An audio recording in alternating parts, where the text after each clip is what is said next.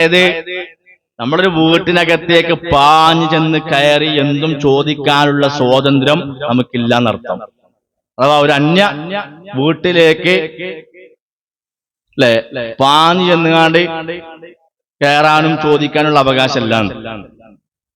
എത്രയൊക്കെ നല്ല സൗഹൃദവും അടുപ്പവും ഒക്കെ ആണെങ്കിലും ശരി, ഓരോ പരിധി ഓരോ വീട്ടിലുണ്ട്. അയൽവക്കാണെന്ന് കരുതികാണ്ട് ചോദിക്കാതെയും പറയാതെ കയറി ചെല്ലുന്ന ആളുകളുണ്ട്. സ്വന്തം ഭാര്യനെ പോലെ അയൽവക്കത്തുള്ള സ്ത്രീനെ കാണുന്ന ആളുകൾ. ഭാര്യന്റെ റൂമിലേക്ക് എങ്ങനെ കയറി ചെല്ലുക? ദുരുദ്ദേശത്തിലല്ല. അതേപോലെ അയൽവക്കത്തെ പെണ്ണിന്റെ വീട്ടിക്ക് അല്ലെങ്കിൽ ഓളെ റൂമിൽ കയറി ചെല്ലും. ഒരു മര്യാദ ഉണ്ടാവില്ല.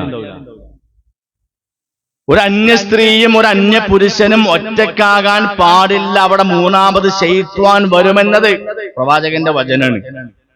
ലാ യഖ്ലുവന്ന റജുലുൻ ബിഇംറഅത്തിൻ ഇല്ലാ വമഅഹ ദു മഹ്റം. ഒരു പുരുഷനും ഒരു സ്ത്രീയും ഒറ്റക്കാകാൻ പാടില്ല, മഹ്റമിന്റെ കൂടെയല്ലാതെ എന്നാണ്. മഹ്റമില്ലാതെ ഹജ്ജിന് പോകാൻ പറ്റും? ഹജ്ജിന്റെ നിബന്ധന വായിച്ചു നോക്കേണ്ടി. ഹജ്ജ് ആർക്കാൻ നിർബന്ധമുള്ളത്? മഹ്റമില്ലാത്തൊരു സ്ത്രീക്ക് ഹജ്ജില്ല. ഉംറക്ക് പോകാൻ പറ്റുമോ? മഹ്റം കൂടെ ഇല്ലാതൊരു പെണ്ണിന് ഉംറക്ക് പോകാൻ പാടില്ല. അതിന് പോലും അവകാശമില്ലെങ്കിൽ പിന്നെ ഒരു അന്യ പെണ്ണിന്റെ കൂടെ ഒറ്റക്ക് നിൽക്കുന്നതിന്റെ ഇസ്ലാമിക വിധി എന്താ?